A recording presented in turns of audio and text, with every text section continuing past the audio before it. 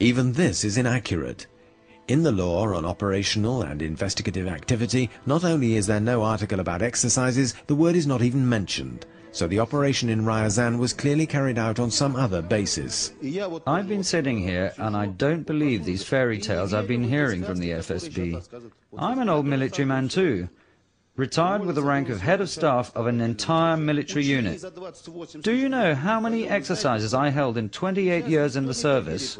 And now, no one will believe you, or believe in that sealed bag, or those files with all your papers and analyses. No one will believe you. The idea of the exercises appeared after the public discovered that something was going on. Exercises have to be announced in advance because the public is involved with them. Because this is a civil defense exercise. I'm certain there weren't any civil defense exercises going on. If there had been an exercise, they would have presented us with mountains of paperwork signed by the top brass at the FSB. The fact is that this paperwork doesn't exist, because if it existed, they would have shown it to us. This proves, of course, that it wasn't an exercise. Apart from all that, in a country where bombs are already going off everywhere, where several apartment blocks have already been blown up, nobody with any common sense would hold exercises that were so similar to what happened in Moscow. Nobody would organize exercises in a country where a war was already going on. Remember that the NTV program was broadcast before the new president began tightening the screws, and the residents of Ryazan openly mocked the exercise version of events. Zdanovich, Sergeyev and the other gentlemen of the FSB are trying to convince us that it was an exercise, but we don't believe them. Is it because the citizens of Ryazan are too stupid, or is it because your lies are unconvincing? Alexander Badanov, who offered to help our film crew, had a bag of heroin planted in his pocket by FSB operatives. Then they threatened to take action against him if he met up with us. And the reception we were given in Ryazan in November 2001, 2 years after the memorable events there, was not very hospitable. We tried to interview one of the central characters, General Sergeyev. He refused, which is understandable. We hadn't arranged in advance to meet him.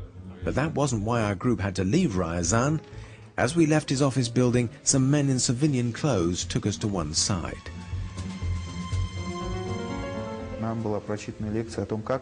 They give us a long-winded lecture on how the streets of Ryazan are unsafe, on the rampant criminality in the town, and on the dangerous driving habits of certain local hoodlums. They asked us, if anything happened to you, which it probably will, whose fault would it be? Later on, 3 months after this trip, Pavel Voloshin was interrogated by the police in Moscow. The only citizen of Ryazan who was not too afraid to be interviewed was Viktor Lazinsky. And that might have been because after what happened, he was forced to emigrate to the USA. As the president of the Ryazan branch of the Helsinki Monitoring Group, he was given an unambiguous warning by the local FSB. It was obvious they were simply going to kill me. A local FSB agent would just go up to a down-and-out in the square and tell him, "You see that guy with the beard, buying cucumbers at the greengrocers? He's bothering my wife. I'll give you a bottle of vodka and a packet of cash if you bash him on the head in a dark alley one night." Unfortunately, that's how the secret services have been doing their business for the past 5 years. There are no written orders, no paperwork, nothing to be stored in the archives. Just a corpse, some wino finished off with an ice pick. So were all these threats and persecutions triggered by a simple civil defense exercise in Ryazan? Or are the exercises continuing, but now all over the country? NTV's talk show was shot in an age that is now past, an age when people were not afraid to speak out. It's the same old story. They're trying to make us look like fools. The FSB themselves are investigating an FSB exercise. it'll be an open and shut case. It's a terrible thing to say, but I think it was all true and it wasn't an exercise. I don't understand why we allow ourselves to be led by the nose by these people. They're just trying to clean the filth off their uniform coats, but they're covered in filth underneath anyway. Who had the right to organize this operation? An operation involving civilians. Who had the right? Who gave the orders? Who had the right to give such orders? The President. Who else? Citizens may only be involved in exercises with their consent. Otherwise, no matter who took the decision, it's yet another infringement of the law. Let's just imagine that real explosives were planted and it was a real attempt at provocation in order to increase tension in the Caucasus and so on and so forth. Do we have any guarantee that we would have been given an accurate reply that the public would find convincing to the question of what had happened? I suspect, unfortunately, that we wouldn't.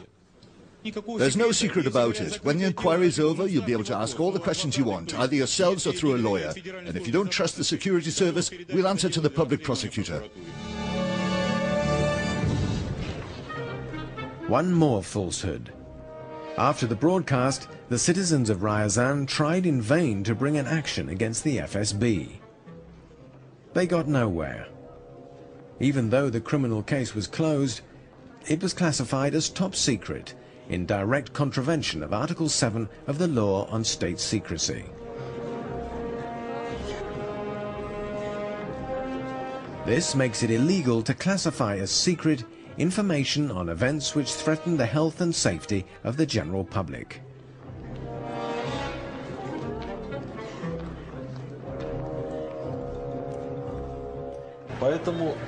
Of course, these classifications remain in force for 75 years. So I don't think we're likely to learn what really happened for at least 75 years. The Russian parliament could intervene and see to it that the truth was known. That is why on the 18th of March 2000, two Yabloko party MPs, Yuri Shukoshikin and Sergei Ivanenko, demanded an inquiry into the revelations in the Novaya Gazeta newspaper. It was a fairly innocuous request. Look into a newspaper story and get answers to some questions about what happened and what didn't. Even this attempt met with violent rejection because it was seen, and rightly so, as an attempt at civil control over Secret Service activity. We haven't had an answer yet about whether it really was a terrorist attack that was thwarted or whether it was passed off as some sort of Secret Service operation, an exercise or whatever. It's a secret shrouded in darkness. We still don't have any reliable information on the matter. If the truth about the incident in Ryazan came out, the government would be forced to answer questions about who was behind the explosions in Bunaksk, Moscow and Volgodonsk. And that's something both former and present members of the Russian Special Services are agreed upon. The entire history of the KGB is just full of this kind of activity. And in this context, I believe the incidents in Moscow and Volgodonsk, and then later in Ryazan, that failed explosion, I believe they're all links in the same chain. The style used here is absolutely clear. The group looked around for the premises, preferably in the basement or a ground floor. They rented them under the guise of storage space for some kind of goods, and the explosive was shipped in. In a day, you could quite easily bring it in and set up the explosion. It was delivered disguised as bags of sugar. But if we assume that all the explosions in houses in 1999 were the work of the Special Services, clearly it must have taken several months to plan and prepare for them. And right up to August 1999, the FSB was headed by Vladimir Putin. Yes, of course, it's possible that the president and the top brass had nothing to do with it.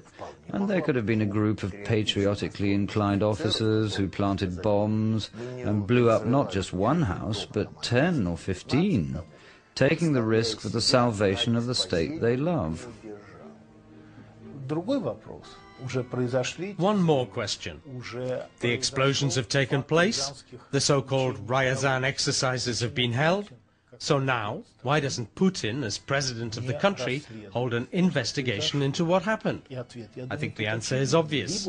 Either he knows perfectly well what actually happened, or there is, in the final analysis, another global explanation, that Putin doesn't really control anything that happens in the country. Whether a special service plan to mobilize public opinion against Chechnya or a genuine anti-terrorist exercise, a genuine investigation of the 1999 bombings is too risky.